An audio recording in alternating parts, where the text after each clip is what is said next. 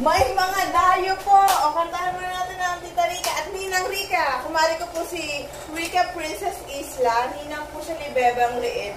At syempre, it's your birthday, kaya nandito kami. O, let's sing muna for Ninang. Happy birthday to you. Happy birthday, Rica. Happy birthday, happy birthday, happy birthday to you. At ito, favorite talaga namin to. Maha Blanca. At ito, oh. Sana po masabi ko ng tama. Kutsinta.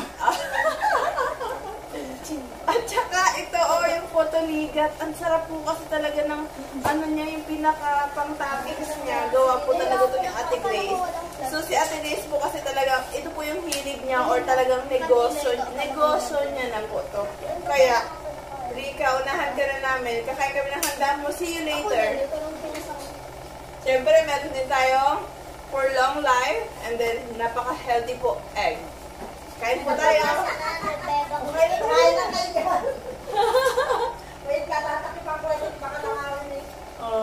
Alita ng sarap. Ito yung egg. Yes. Kain po din mo. Meron ako buksan. Ito na rin yung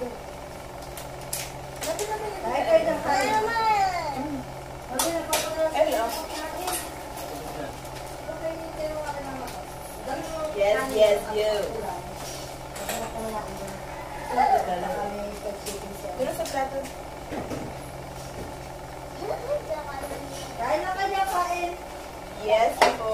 O yan, nandito po muna. Hindi ko akalain darating ka ngayon eh. Akala ko lang hindi na ka. Alam mo, mahilig ako sa surprise. Kaya hindi ako nakaprepare. Madaling araw lang. Kala mo. Ano ba lang sa may ilang ka? Hindi ka nag-post ka? Oo. Tama naman ako. Ano mo? Viewers, followers. Followers. Kain ako. Ayoko lang! Hindi, mamaya ako kakain yan. Ano tawag dito? Potoligat. Sapin-sapin, in short. O, sapin-sapin. Ang sapin. Mapakita natin ang malapit sa ating mga viewers. Magkano nga isang order nito? Yung maha? 80 ang maha. 80 ang maha. 80 ang chipita at saka putoligat. Ito naman po 60 pesos. Pwedeng kutsinta at saka potoligat. Order na kayo, guys. Lalagay ko ang contact number ng Ate Grace.